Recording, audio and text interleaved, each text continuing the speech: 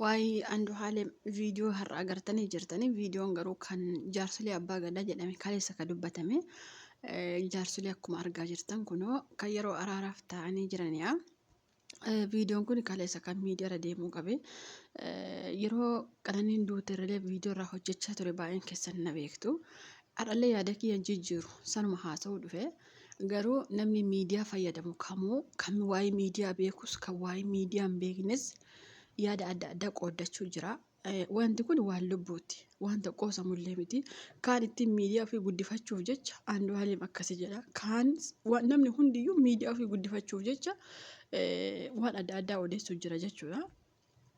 Kana jechuun inni maaliif hafee maaliif inni illee hin du'u namoonni akkasitti eeggatan ni jedhanii namoonni maxxansaa jiran maal jedhani? Baay'een keessan viidiyoo sanallee agartanii jirtanii yeroo abbaan gadaa nuti akkasitti nama araarsinaa nuti akkasittiin waan hedduu isaan dubbatan dhagaa waan abbaa namoonni gurguddaan dubbatan haasa'uun barbaadu agartanii jirtanii viidiyoo namni agarra hin jiru jedhee yaadu. Kan hafe maatii Qananiiti. Inni immoo naafaa kakatanii maatiin ishee jedhee gumaa nan kaffala jedhee akkamittiin gumaan kaffala jedhee isa ajjeese harka keessaa qaba malee kan jedhan baay'eedha. Sinii galee namni inni kaan immoo maaliif iyyuu waa'ee gumaayyuu miti maaliif kakataa as bahee sirba isaa hin sirbuuyi kan jedhus baay'eedha. Kaan immoo akkamittiin akkas ta'uu qabaa maaliif gumaa kaffalaa isatu ajjeese waan ta'eef sirriitti baay'ee beekamaadha calliseetuma ana hin jedhu. Inna ani yeroo tokko tokko na ajaa'iba namni keenya dhugaa rabbii. Intalli kuni akkaataatti duute rabbumatu beeka. Ilmi namaa kamuu kan har'a sagalee isheef ta'a abbaan ishee maal jedhee abbaa ishee viidiyoo isaa dhaggeeffattanii jirtani. Abbaan ishee dhallee viidiyoo wanti godhee ture. Abbaamti kan jechuudha. Maaliif akka iyyachuu dhiisellee maaf akka bakka abbaa gadaa sanatti maaf haquu dhiisellee dubbatee jiran. Inni uummata maaltu gashire? Inni itti dabalamuu qaba. Inni as bahee sirbuu hin qabu. Inni maalii ta'uu hin qabu. Maaltu sin gashime? An dhugaa rabbii nuti walirratti duuluutiin tokkoffaadha. Qananiin du'uun nama hedduu aarse. An dhugaa rabbii Qananii isaanillee biyya ishee hin beeku. Oromummaa walitti qabna. Kanallee biyya isaa hin beeku dhugaa rabbii Andu'aalem kanallee. Inda'uun sirba isaa akka sirriitti bareeyyuu ergi isheen boqotteeti. Dhugaa rabbii sirba isaa sirriitti hin beeku duraan. Erguma ishee Qananiin sun duutee asii fashii suuraa isaa oofanii sirba isaa waliin malee dura eenyummaa isaa illee hin beeku biyya isaa illee hin beeku. Garuu ergi namni tokko addunyaa kanarraa deemee teellaa nama sanaa kaatanii akkamittiin akkas ta'a innillee maal ta'uu qaba. Inni kaan immoo dhugaan bahee jira. Gumaan kaffala jedhe waan ta'eef dhugaan bahee jira kan jedhu fudhaa jira beeki. Dhugaan bahee jira osoo dhugaa harka keessaan qabu ta'e gumaan kaffalan jedhu. Waa baay'ee kan miidiyuma guddifachuuf baqa feesbuukiin naaf haa guddatu tiiktookii yuutuubiin haa guddatu jettanii waan adda addaa naasan dhimmichi dhimma lubbuutti beeki. Inde maal ta'e jaabarna uummanni miidiyaa kanaa jechoota abbaa gadaa fi jechoota abbaa ishee caaluuf moo akkam hin caalamu. Bakka abbaa ishee aaree waanii fi kakaasan hafe abbaa ishee beeka.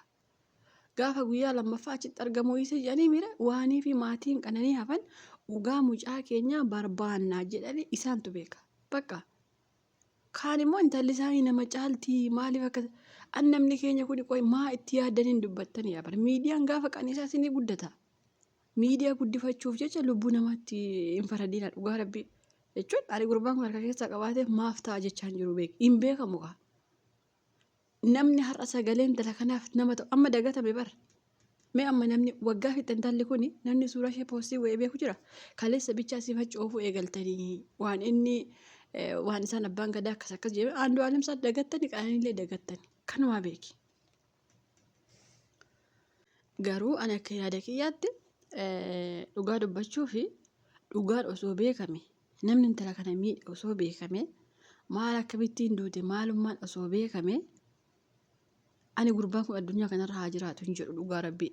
Garuu bakka itti ati dubbattutu afaan keessi qaba. Dhugaan bahee dhugaan akkasitti argame dhugaan ishee bahee jira dhugaan ishee maalii ta'ee jira osoo keessaan qabu ta'e gumaan kaffalan jedhu innillee du'uu qaba akkasuma jira beeki. Maal sii goomma jeefte taree yoo isa miti ta'e akkam gootu. Dhugaa rabbii na ajaa'iba namni nama ajaa'iba uummanni keenya kuni walumaa galatti. Ani dhugaa dubbachuu fi sana kana jechuun hin ulfaata. Sababiin isaa lama abuu amma namni keenya lama abuu jechuudha. Fakkeenyaaf abbaan Qananii maaliif bakka abbaa gadaa dhufee kakachuu dhiise? Kunillee namoota hedduutti yaada ta'e. Sigalee maatiin ishee maaliif dhufanii kakachuu dhiisan? Andu'aalem immoo deebisee maaliif maatiin ishee naafaa kakatu jedhee kan akkas jedhufaa jira beeki. Andu'aalem maafaa kakatu jedhee maatiin immoo maaf Andu'aalem haa kakatu akkan ajjane waanummaa isin miidiyaa kanarraa laaqxan abbaan ishee waanii fi diide isatu beeka. Intala isaatii beeki. Ala isaa ilmoo isaatii beeki. Waanii fi dhaqee araaramuu kakachuu diide isatu beeka.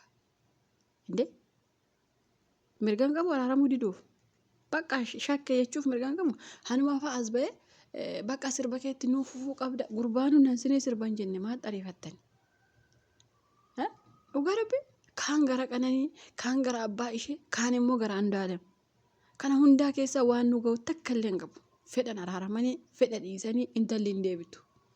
Sigalee yoo itti dabaluu ta'e malee yoo gurbaa kanatti diinummaa itti hortanii akka inni addunyaa kanarraa badu haala mijeessitu yoo akkas gochaa jirtu ta'e malee takka uummanni miidiyaa kana nagaa buusan jirtani. Dhugaa rabbii jechoota isin amma fayyadamaa jirtan gurbaa kana as bahee isinii sirbuu miti. Inumaa gadi bahee akka inni fincaana fincoofne gochuu jirtani.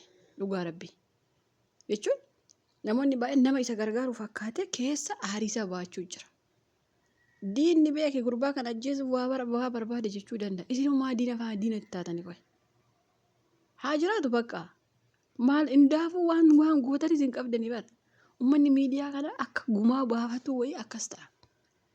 Osoo gumaan bahee an dhugaa rabbii namoota gaafa waa tokko ta'u dhugaan bahuu qaba gaafa jedhan guyyaa takka viidiyoo nama takka haggeeffadheen beeku. Maaliif akka subatee beeku osoo dhugaan bahee ka Haacaaluu bahaa ture. Ka uummanni waggaa hamma kanarratti wal fixaa jiru. Ka uummanni waggaa hamma kanarratti wal reebaa jiru.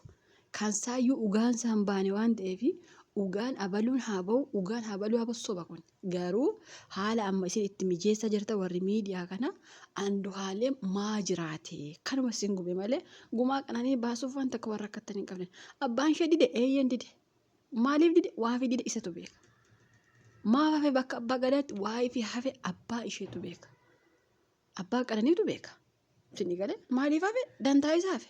Isin ilaallata?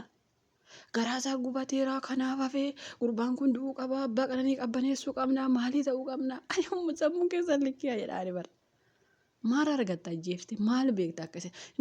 Saree wanti ajjeeftani titiisa warri miidiyaa kun dhugaa rabbi titiisuma hin ajjeeftani bara nama ajjeesuuf osoo hin taane garuu diinummaa namatti qartani. Diina ka'iyya diina jechuun jirtan dhugaa rabbi. Amma isin guruupii garee ijaarrattanii laayivii tiktookii irratti laayivii feesbuuk irratti baatanii gurbaa kanatti qabsaa jirtan ofii titiisa hin ajjeeftan. Sababiinsa kaan hooleyyii arabaa jala jira kaan immoo dubartii illee kadhatti qabsooftu jira bara kushinaa arabaa keessa ta'uu fiigduu. Maa yoo hojii keessa hojjetattan dhugaa rabbi. Mee viidiyoo feesbuukii mucayyoon tokko diirama waraabdee fidde achirratti wal ga'anii suuraa isa gadi galgashanii innillee jiraachuu hin qabu. Abbaan ishee gubatee bakka abbaa gadaa qabe akkas ta'uu qabu. Titiisa ajjeeftani garuu diina itti qaru hojjetani. Diina isa duraaniyyuu eessaan bakka haacee geessa jedhee itti dhaadatu isa itti qaruu jirtan malee ofii keessan titiisa ajjeefta warri miidiyaa kun titiisa barra. Titiisuu tasii dhuftee ajjeeftani. Maaliif kun hoolii jala fiiga kun gaala jala fiiga kun kushinaa arabaa keessa fiiga itti qabsoofta waan ta'eef mucaa kanatti titiisa ajjeeftani. Garuu akka diinni isa balleessu gochuu jirtani. Maaltu isin dhibe? Eenyutu abbaan Qananii afaan hin qabu? Hin himatu? Himachaa jira bara. Daboo naa koottaa na gargaara yaa uummata miidiyaa isiniin jee. Andu'aalem afaan hin qabu hin dubbatatu inni. Maaltu isin gashe kana gidduu? Andu'aalemis keeti lafee keeti dhiiga keeti. Qananiinis keeti lafee keeti dhiiga keeti. Amma gara kamitti deebitan mee amma? Maa gurbaan kun du'uu didee gurbaan kun akkas ta'ee maal sinii bu'aa maal goota yoo du'e ishee gammaa galgala kana ajjeetan owwaala maal goota gammaa maal si guma baafatte kaa? Baafatte guma. An dhugaa rabbi uummatuma keenya kan akkaataatti uummanni keenya kun miidiyaa guddifachuuf jedhee keessaafuu lubbuu namaatiin miidiyaa daldaluu baranii dhugaa rabbi. An baay'ee mata kagaraa na nyaattan dhugaa rabbi jechuun qaqqaalii akkasii abuu mannaa immoo kashara miidiyaa kanarraa hunda abuu wayya dhugaa rabbi. Dhugaan ishee harka rabbii jira bakka waan godhamu takka illee hin jiru. Hundi keessoo dhugaa ishee beekne nama ishee ajjeese osoo beekne waan qabnuun waan barbaanne goone dhugaa ishee baafan. Garuu dhugaa ishee kan beeku rabbi bichaadha. Kanaafuu itti qabsaa'uu yookaas itti duuluu osoo hin taane haqa ishee rabbiin haa baasu jettanii osoo iftanii bira dabartanii irra gaariidha malee akka amma uummanni keenya deemaa jiru kanatti gurbaa kanaaf haala mijeessuu jirtanii jechuudha.